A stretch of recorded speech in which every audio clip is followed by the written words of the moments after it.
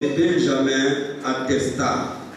Ils te diront les ânesses qui étaient allés chercher sont retrouvées. Voici ton père dépense pris aux ânesses, mais il est en peine de vous et dit, que dois-je faire au sujet de mon fils? De là tu iras plus loin, tu trouveras au chêne de Tabor, où tu seras rencontré par 3 hommes montant vers Dieu à Bethel, portant l'un 3 chevaux, l'autre 3 gâteaux de pain, et l'autre une outre de vin. Ils te demanderont comment tu te portes. Ils te donneront 2 pains que tu recevras de leurs mains.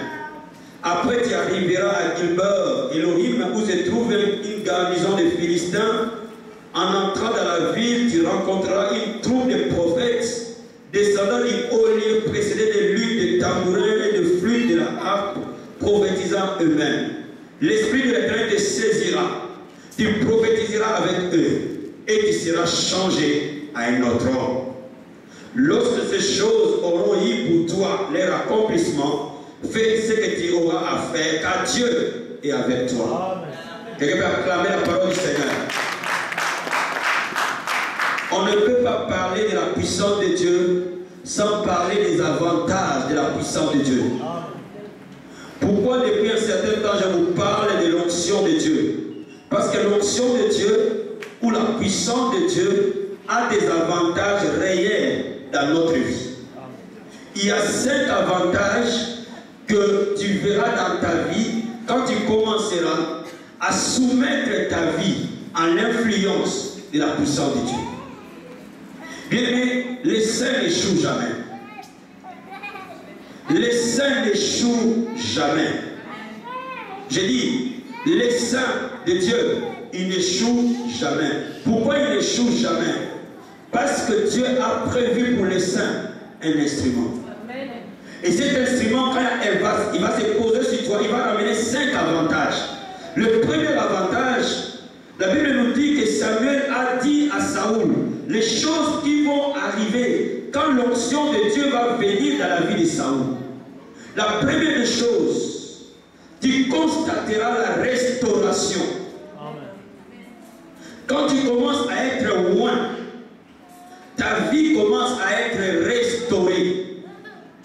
Ta vie commence à ressusciter de ses décombres. Tout ce qui était chaotique commence à prendre forme. Parce que l'onction de Dieu a pour mission de te restaurer, de te restituer tout ce que tu as perdu. Le Seigneur dit, je connais les plans que j'ai formés pour vous. Les plans du bonheur et non du malheur. Bien, mais quand tu rentres dans les plans de Dieu, tu ne peux pas être malheureux. Tu ne peux vivre que du bonheur. Mais laisse-moi te dire, dans la marche de ces plans, tu peux quitter ces plans et rentrer dans un autre plan. Donc automatiquement, pendant ce temps, il y a des choses que tu perds. Les choses qui te quittent. Les choses qui disparaissent de ta vie. Mais quand Dieu te remplit de sa présence, tu commences à constater la santé que tu avais perdue revenir. Tu constates la paix que tu avais perdue revenir. Tu constates les biens que tu avais perdus revenir. Tu constates l'amour que tu n'avais plus revenir. Parce que l'onction a pour but de te restituer ce que tu perds. L'onction a pour but de te restituer tout ce que tu as perdu sur le chemin de la vie. Voilà pourquoi les chrétiens ne peuvent pas promener les regards inquiets. Voilà pourquoi les chrétiens ne peuvent pas promener les regards tristes. Tu as perdu un emploi. Quand l'onction va te rencontrer, tu auras un autre emploi meilleur que ce que tu as perdu. Tu as perdu les papiers. L'onction de Dieu va te ramener les papiers. Tu as perdu des êtres chers. L'onction de Dieu va te ramener des êtres chers. Mais il y a un autre avantage que la puissance de Dieu amène dans la vie de l'homme. La faveur devant Dieu et devant les hommes. Quelqu'un peut dire amen. Quelqu'un peut dire amen. Les saints disent Amen. Bien aimé, tu vas commencer à obtenir faveur. Il y a des... On gémit dans la vie. Quand on ne marche plus dans la faveur devant Dieu et devant les hommes, ton patron te trouvera faveur devant ton patron. Comme Joseph va trouver faveur devant Potiphar. Mais qu'est-ce que Joseph a fait pour que Potiphar puisse l'aimer? Il a obtenu faveur. Quand il est allé en prison, il a obtenu faveur. Dans ta situation défavorable, tu seras favorisé. Quelqu'un peut dire Amen avec moi. Quand l'onction de Dieu arrive dans ta vie, tu vas commencer à obtenir faveur dans ton église. Tu vas commencer à obtenir faveur auprès des membres de ta famille. Parce que vous savez, dans les familles, il y a parfois des cruautés. Il y a dans les familles, il y a parfois des coups les plus violents qui puissent exister. Mais le Seigneur va te donner la faveur auprès de ton père et de ta mère. Il va te donner la faveur auprès des frères et sœurs. Ils vont commencer à t'accorder la place que Dieu avait prévue pour toi. Quand l'onction de Dieu arrive dans ta vie, il te remplit de charisme, de dons, de puissance. Bien, quand l'onction de Dieu arrive dans ta vie, tu commences à rêver des choses qui vont arriver. Quand l'onction de Dieu commence à arriver dans ta vie, Dieu commence à te révéler des choses prémonitoires. C'est plus qu'a dit, elle a rêvé exactement à s'écouler. Ce n'est pas la banale de quelques saints, c'est la vie de tous les croyants. Bien, laisse-moi te dire, les gens vont venir vers toi le lendemain, Dieu va te révéler aujourd'hui. Bien, quand on marche dans l'onction de Dieu, on sait où on va. Quand on marche dans l'onction de Dieu, on sait où on va. Parce que Dieu te révèle ton chemin. Dieu te révèle ta destinée. Laisse-moi te dire, mon ami, ne convoite personne. N'envie personne. Parce que tu es un cas particulier dans ta génération. Parce que le plan que Dieu a prévu pour toi, il est unique dans ta génération. Ne convoite personne. Sois toi-même. Dis Amen. Parce que Dieu va t'amener dans les plans que toi seul tu dois passer. Et il va te montrer comment le faire, comment l'approcher, comment l'atteindre, pas à pas. Quelqu'un peut acclamer le Seigneur ce soir. Quand l'onction de Dieu arrive, bien, tu changeras un autre homme. Ah, j'aime ça. Laisse-moi te dire une chose. La Bible dit, je suis l'Éternel. Je ne change pas. L'Éternel ne change jamais. Il n'a jamais changé. Mais l'homme change. Alors quand l'Esprit de Dieu vient vers toi, l'Esprit de Dieu te change. Il ne change pas Dieu. Oh, vous voyez, les chrétiens ont un problème.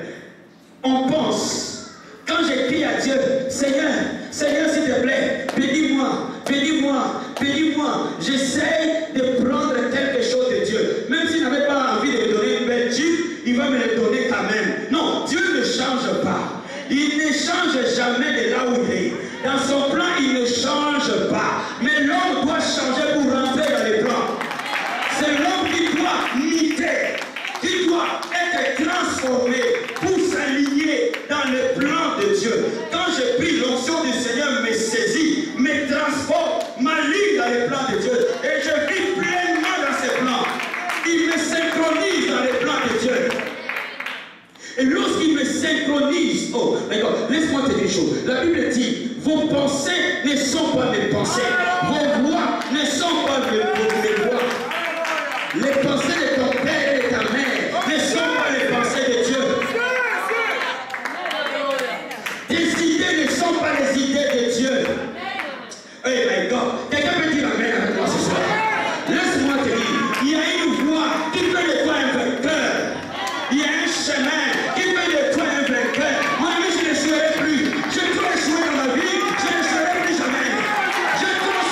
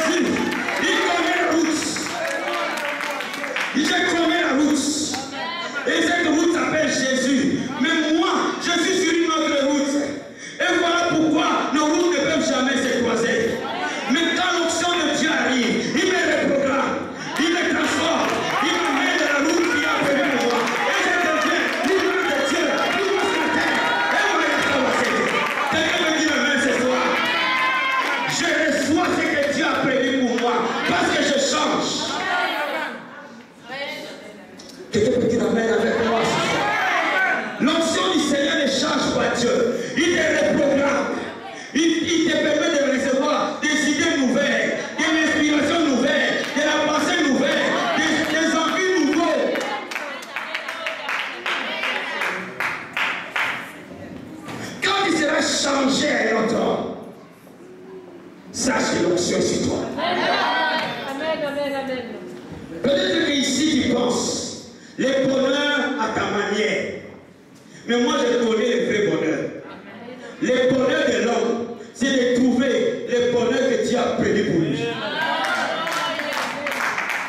La gloire de Dieu, c'est de cacher les choses. La gloire du roi, c'est de sonder les choses. Peut-être que tu es ici, tu penses que ton bonheur, c'est tel homme ou telle femme. Alors synchronise-toi. L'onction du Seigneur t'alignera au plan de Dieu. Et quand l'onction du Seigneur va t'aligner, c'est que tu détestais, tu vas l'aimer.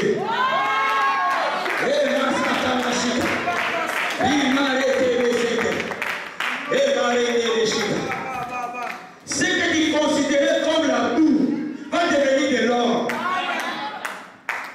Parce que tu es transformé. Oh, il est le potier. Nous sommes de l'argile. Je dis au Seigneur, fais-moi, façonne-moi ton image. Quand ce qui résiste à toi et que je sois brisé, alors tu trouveras de l'or qui est caché à moi. Et tu en feras quelque chose. Laisse-moi me soumettre à Dieu. Nous souffrons parce que nous résistons. Nous souffrons parce que nous résistons. Pendant des années, j'ai résisté. Parce que j'avais une image des choses de Dieu. J'avais ma façon de penser que Dieu œuvre. Je me mettais mes limites. Mais aujourd'hui, Dieu m'a dit, laisse-moi te façonner, fiston. Laisse-moi faire